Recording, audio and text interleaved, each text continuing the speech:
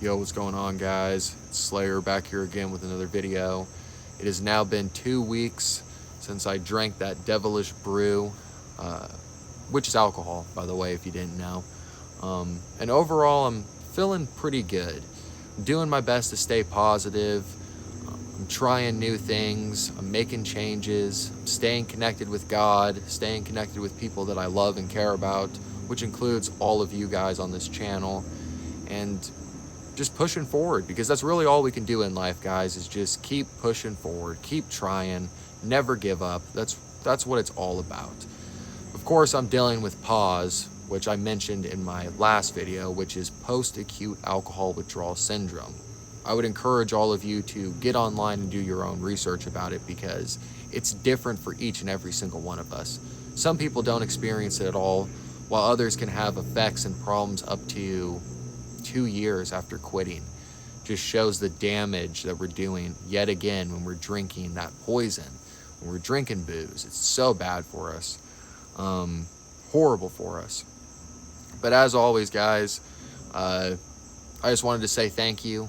If you just subscribed, welcome. I'm glad that you're here. And if you've been here since the beginning, of course, you know I appreciate you. I appreciate all of you. Thank you for being here.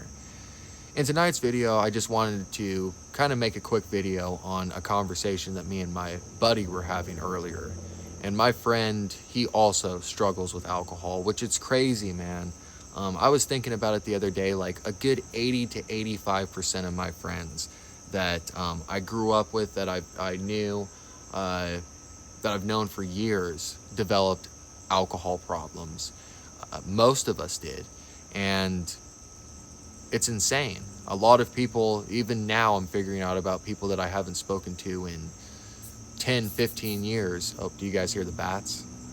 Yeah, there's a whole bunch of bats flying around, but people that I haven't spoke to in 10, 15 years that I'm learning about them having severe alcohol problems. It does not discriminate, and it affects so many people. It's such a destructive drug, and it hits so many houses, so many households, so many families. It's an absolute destroyer. It does not discriminate. It does not care who you are, how much money you have, if you're poor, rich, whatever. Like I said, how much money you have, how good looking you are. None of that stuff matters. Your gender, none of it matters. If you have the disease of alcohol, it comes at us the same. It comes at us to kill us, literally. And whether you believe that alcohol is some sort of spirit, or you believe that it's just a bottle of a substance that really messes up our minds, whatever you think that it is, it's very dark and it's sinister. And that's what me and my buddy were talking about, the depths, the rock bottom depths that alcohol and our addiction, the things that it drove us to do. And for a lot of people, just this first thing that I'm going to discuss, which I've talked about on the channel before, just this alone could be considered a rock bottom for a lot of people. But unfortunately for me, I have a lot worse stories than this. But we were talking about how we used to buy liquor at times with pennies. Yes, I used to buy liquor sometimes with pennies. When I had nothing else, no other resources, and I was out of everything else, I would dig through my house like a gold, like I was looking for gold or something. I would tear up the couch cushions, look through every single drawer, check every single jar and look and make sure that there was no change, lift up the bed. Check all the closets in every single room. I would even go outside at times and check and see if there was change out on the streets that maybe fell out of somebody's pocket or something.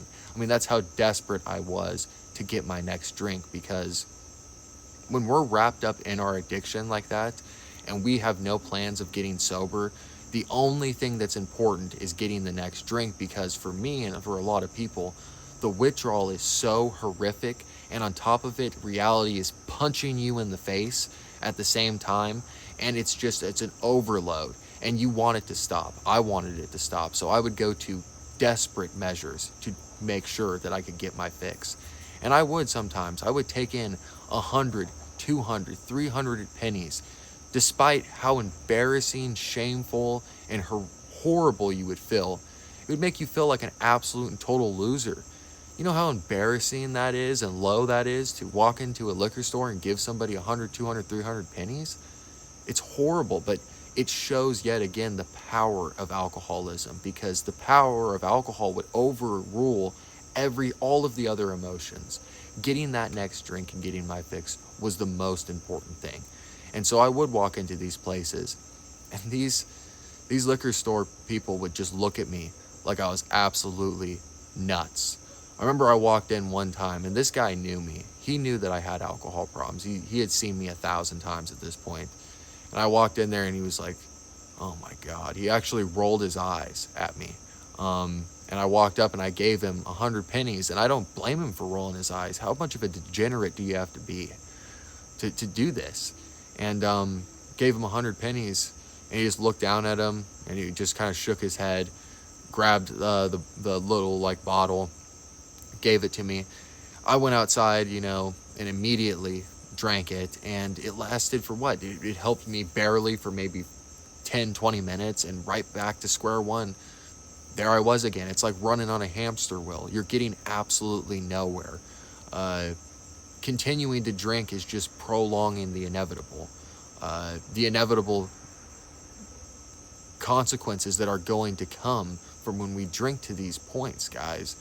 And we also talked about knowing these people at these liquor stores and how embarrassing that was. I would frequent about the same 3 places every single time that I would decide to go pick up. And these people knew me. A lot of them knew me by name. Some of them couldn't stand when they would see me, and others got excited. I actually became friends with some of these people, and I'll never forget this one time. This is how bad of an alcoholic I am, and how many times I was going into this place. I remember I walked into this liquor store one time, and this lady who knew me pretty well was working behind the counter. I walked over and I grabbed myself a 12-pack of beer. Of course, it was strong beer, because I'm an alcoholic, and the point of drinking is to get drunk, to get obliterated. So I walked over with my 12-pack and I put it up on the counter, and I remember the lady looking down at it, and I was like pulling out my wallet, getting my cash ready, and she looked down at it, and I kind of noticed her. She was looking down at it, and she kept looking over at the shooters that were sitting in the shooter racks, and she kept looking over it, and then she was looking over to her right where all the bottles were, because 99% of the time that's what I was buying. So it was kind of a change for me. And the reason why I was buying beer is because I thought that I was going to change my life by switching over to beer instead of drinking hard liquor. Oh, alcoholic me. But yeah, so I decided to get this beer, and she kept looking over at it. She's like, you're not going to get liquor today? I was like, no, I'm good with the beer. And I remember her being happy. She was like, oh, that's awesome. You should just stick to the beer. Like this is some great achievement or something. That's how bad, guys. And sitting outside of these places, it's now 7 o'clock in the morning that you can buy in my state, but it used to be 6 o'clock, especially when I was a drinker every single day. And I would go, a lot of the times I'd wake up at about midnight or 1 o'clock in the morning after being blackout drunk, and open my eyes to instant alcohol withdrawal, and I'd be going through absolute hell, sweating profusely, and watching the time and the clock like an absolute hawk, watching the minutes drag by in slow motion, counting down every minute, waiting for the liquor store to open back up. And about 5:50, I would speed over there and sit outside of the place and wait for it to open up. And the second that it turned 6 o'clock, I was in those doors and buying my liquor. And again, people would be there getting coffee, getting gas, and that it didn't matter to me. I didn't care. It was like I wasn't even paying attention to any of them. I felt those emotions. I felt the embarrassment and stuff, and the shame and the guilt, but it didn't matter to me. The only thing that mattered was being able to get my next drink. And same thing at night when it closed at 1 a.m. There was times where I was racing against the clock. It'd be 12:55, and I have my foot all the way down on the floor, speeding to get to this liquor store.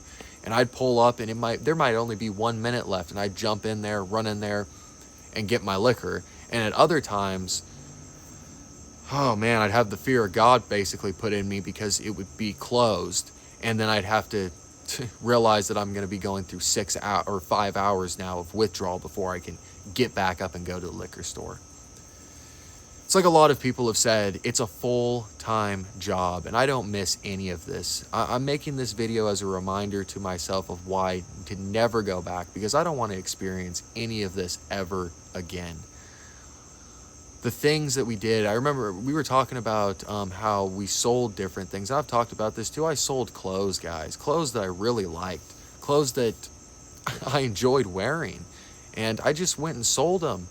Maybe for $10, I'd sell, 10, 15, 20 pieces of clothing for $10 for this bottle of poison that's killing me, that's bringing me closer to my death. And I know these are, materialistic objects, and life isn't about that. But guys, these are things that I enjoy. These are things that I held with great value that I got rid of. I went and sold video games. Like, you guys remember when you could go trade in video games at GameStop and they'd give you cash? Usually, again, that was pretty much a complete ripoff. I went and traded in a whole bunch of video games that I liked and that I appreciated, that I had a physical copy of. And I don't really play a lot of games nowadays. I still do, rarely. Back in the day, I played a lot of video games, and I sold those. I sold game systems. I sold PlayStations. I sold Xboxes. I sold Wiis and Wii games, guys. I mean, that was the degeneracy that alcoholism took me to. Walking in blizzards, putting myself in dangerous situations. I remember being at this sketchy liquor store at like 12:55 in the morning, and all these people were sitting outside. Very sketchy people. I remember this guy with tattoos all over his face. When I was walking by him, he looked down, he's like, "Man, those are some really nice shoes." He's like, "What size are they?" And I just looked him up and down, and I said, "Well, they're the size that fit my feet." And this dude just looked at me like he was gonna kill me, man. This dude looked at me like he was gonna kill me, and I just walked into the liquor store, and I grabbed the liquor, and they came in behind me, and came up right behind me.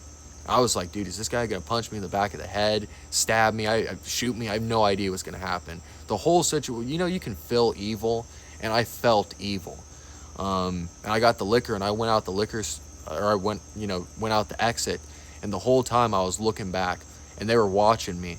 When I got around that corner, man, because I was on foot, I just booked it as fast as I could, started running, and I went off into this tree area, darted off into the trees, and kind of disappeared into the forest, and made my way back to my house so I could drink myself into a stupor.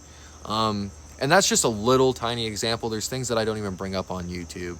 But the horrible, dangerous situations that alcohol put me in, and the people that I would hang out with, people that I would never hang out with in a million years, but because maybe they have liquor or whatever the case is, I'm their best friend for that night, and they're my best friend. It's a joke, guys. It really is. And that doesn't include, that also includes all the hospitals and detox visits, and now I went to rehab, and that doesn't include the IOPs and the PHPs and the OPs, all those outpatient programs and stuff like that I've done over the years, which I've said it before, nobody wants to do. I don't want to be in those. I'd rather be progressing in my life, but because I'm an alcoholic, I need that type of help. I need it. I need to go to meetings. I need to be involved in these types of things. I need to stay busy and stay positive, because if I don't, I'm going to drink again. And that fast, it happens in an instant. I'm immediately back there again, where I'm selling clothes, begging for money. I begged for money a few times, as pathetic as that is. A long time ago, when I was kind of drifting around places to live, I was still with my ex-girlfriend at this time, and I was living with her. Man, there's bats right above my head, dude. What the heck? But yeah, man, when I was living with her, I went out and I begged. I begged people for cash. I just said, can I get 10 or $15? I'm down on my luck, and it would help me. And these poor people would actually give me the money most of the times, and I'd go instantly and just buy liquor with it. It's just not right. And I don't want to be in those positions of doing criminal activity and, driving drunk and stuff like that. You guys know what I mean. Just everything like that. I don't have to worry about any of that stuff when I'm sober. None of that do I have to worry about when I'm sober. I've never been put in any of those positions when I'm not drinking.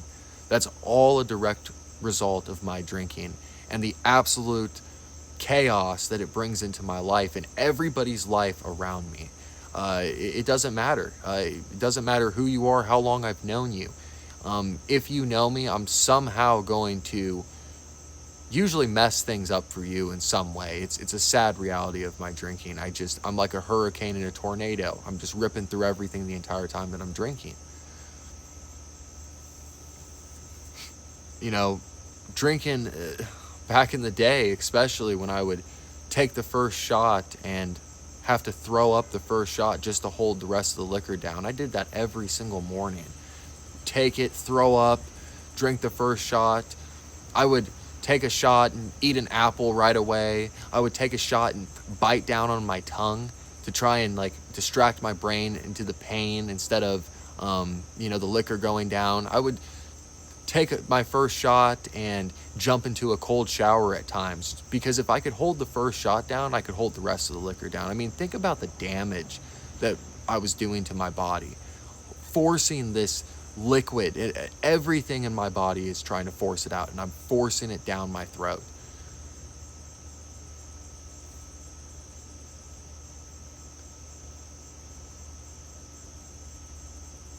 It's a one day at a time thing, guys. It really is. But I'm also coming to terms with the fact and the reality of never drinking again, and really trying to just be okay with that. And there's no reason that I shouldn't be okay with it. I'm not missing out on anything. A big thing with me, especially a few years ago, was that that little voice would always get me with, "Oh, you're young, you have plenty of time ahead," and all this other bullshit that that little voice tries to tell us, and it's all nonsense. It's all a lie. After 5 days of drinking, I'm going in and my liver numbers are through the roof. It's just a matter of time if I keep down that road. And it's just a matter of time for all of us. If we play by the fire, eventually we're going to get burned. That is the truth. Do we want to get burned? Do we want to end up with liver cirrhosis? Do we want to end up in prison with the sadness and the guilt and the shame of possibly taking somebody's life behind the wheel? Do we want to end up like that? Do we want to end up homeless on the street with nothing to our name but a bottle and a brown bag? No, we don't want these things. All for that instant gratification. I know, guys. I know. I love that feeling of alcohol, but it's really not the same anymore, especially not for me. It's very much I'm chasing that dragon.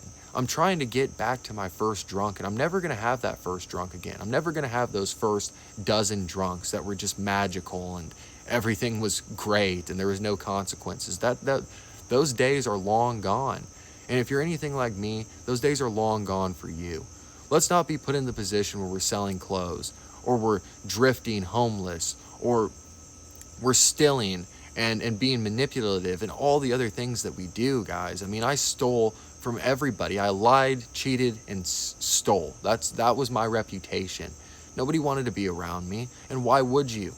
If you're around me with money, it might go missing. If you're around me with liquor, it's most definitely probably going to go missing. Why would you want to be around somebody like that?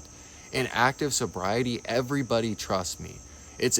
Well, of course, I'm rebuilding trust with a lot of people, but people trust me. People don't have to worry about that type of stuff. And it's just a better life. I've had 2-3 months, even, a couple times, and it's like, that is the better life. Hands down. Even the low moments that we're all going to experience, because that's life. We're all going to go through ups and downs. Even in those low moments, being sober is better. I don't know if I would agree with the whole entire statement of, "Oh, my worst day sober is better than my greatest day drunk." I don't know if I would necessarily agree with that. I had a lot of good times when I was drinking. We're going to have some crappy times, and that little devil's going to be on our shoulder telling us to go drink. And it's just not worth it. There's stuff that I wish that I could share on YouTube, guys, but it's just not the time or the place, really. I have a lot of stories that still need to be told, but yeah, having that conversation with my buddy earlier, and just both of us coming to the conclusion that, you know, let's just help each other stay on this sober path. You know, he's got an ulcer in his stomach at the moment, and he's been crapping blood, yeah, guys, as a result from his drinking, and his liver's going out. And he's a close friend of mine, and the doctors have been telling him, dude, if you don't stop drinking, you're not going to be around much longer. And again, the consequences from drinking are never good. It always ends bad, every single time. Let's not drink today, guys. Let's not drink. I just wanted to hop out here and talk to you guys real quick. I love you guys. This video went on a lot longer than what I wanted it to. I appreciate every single one of you. Please stay safe, stay sober. If you're thinking about drinking, reach out to somebody, and I'll see you guys real soon. Peace.